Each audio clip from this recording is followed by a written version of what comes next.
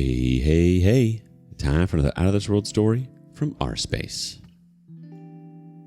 Inheritance comes in, life changes, and so does your spouse.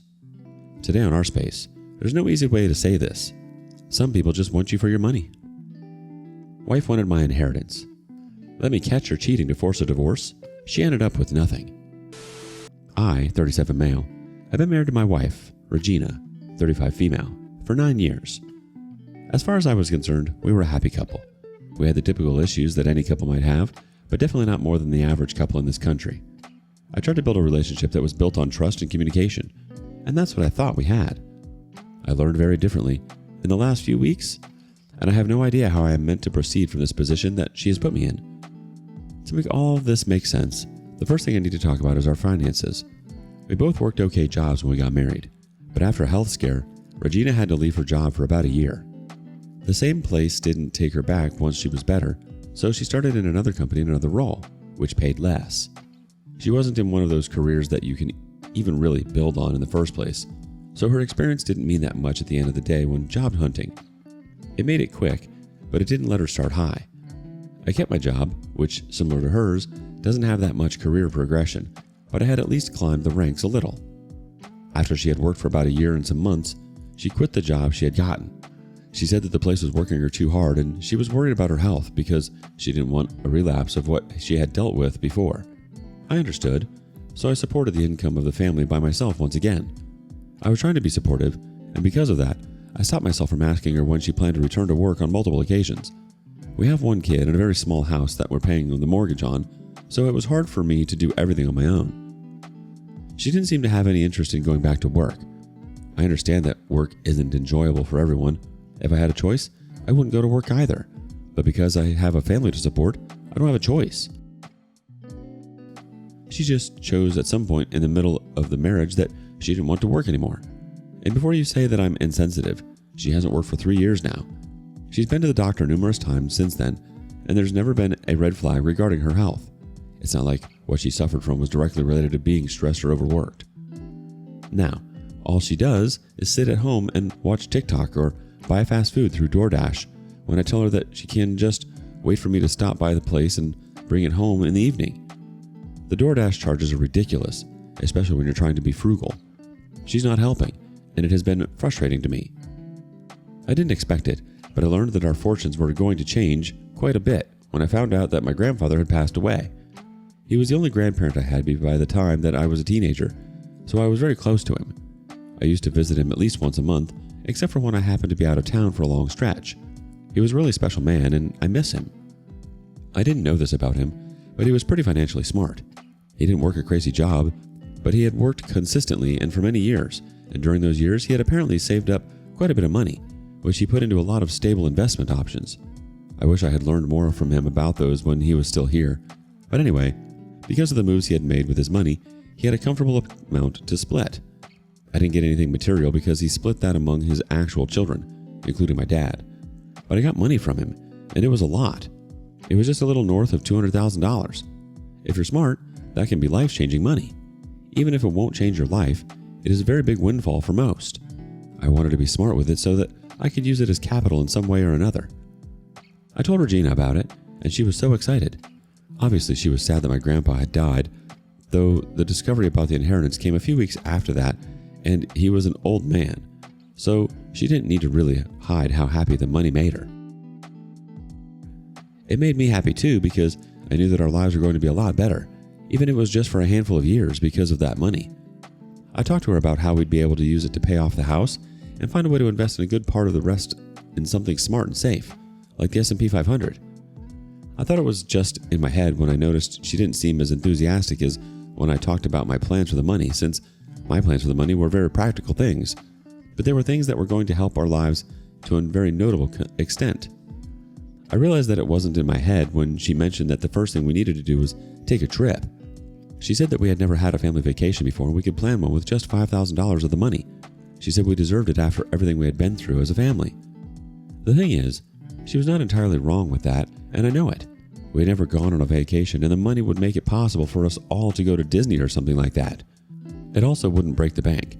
But I've seen what happens to lottery winners when they don't plan smart around their money the moment they get it. it becomes very easy to burn it all, and considering that we weren't exactly rich, the last thing I wanted to see was money that could change our fortunes and end up wasting it. I told her that. I said that she had a point, but that we needed to plan smartly around the money first.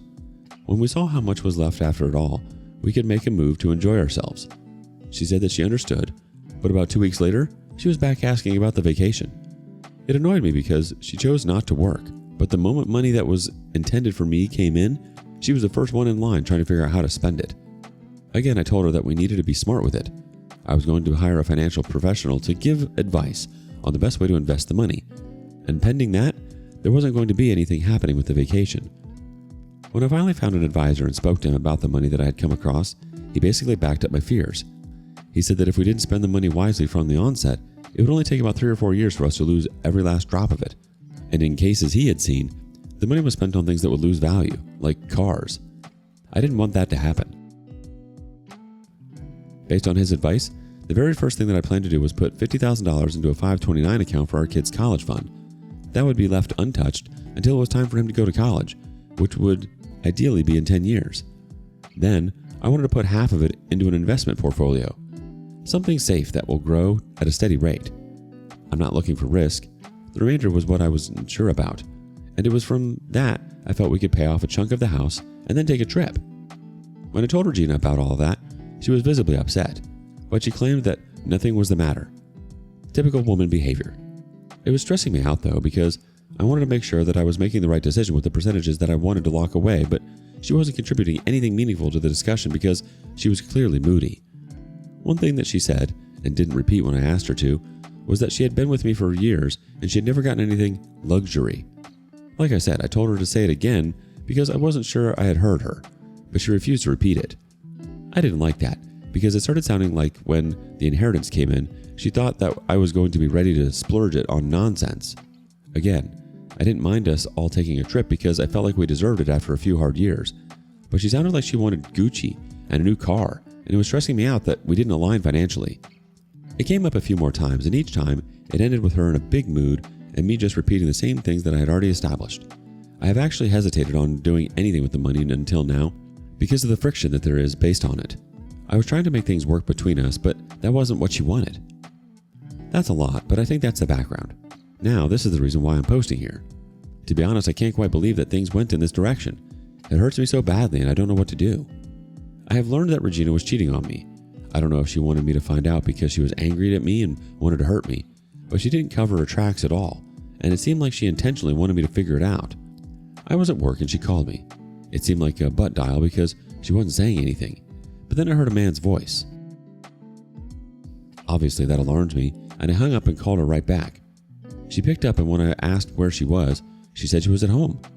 I told her that she had butt dialed me and I thought I heard a man in the background. She said there wasn't a man at home, but she didn't sound convincing. I tried to leave work immediately, but I couldn't, so I was on my way back about an hour after the call. I had to lie that there was an emergency. When I got there, she was truly alone, but I knew that she hadn't been alone because the house smelled like a man's perfume. I asked her who had been at home, and she said no one. She claimed she had been at home alone the entire day. When I went into the bedroom, I found an open condom wrapper sitting on the floor, literally as soon as I entered the room. I yelled at her to come, and I pointed at it. She said it must have been an old one that we used. I'm not proud of it, but the way she was so calm about it pissed me off. I grabbed her by the throat, not like I was trying to kill her, but to pull her closer. I told her to tell me the truth. I was furious. I let go of her after like 3 seconds, but I was still so angry. She said I was overreacting, and looking back, it was like she was trying to provoke me. I told her to give me the phone, and she refused. She was holding it, but I took it from her with force. She fought back only for a little bit and basically gave up and let me take the phone. She didn't try to take it back from me. She just sat back on the couch and watched me. As soon as I opened her messenger, I saw that she had been having a conversation with a guy called Victor. She told him to come over a few hours before the whole thing had gone down. She wrote, "My husband isn't here right now." She also explicitly told him to bring protection. Then after he had gotten home, he messaged her to tell her that he was back and he had a great time. I think that's what she wanted me to see, because it was right at the top. The thing is, I somehow had my head calm enough in that moment that I had her phone to check the next conversation, which was with her friend Lindsay. I knew that she told her everything, and in that, she was complaining to her friend about the inheritance situation. She said I was being stingy and selfish.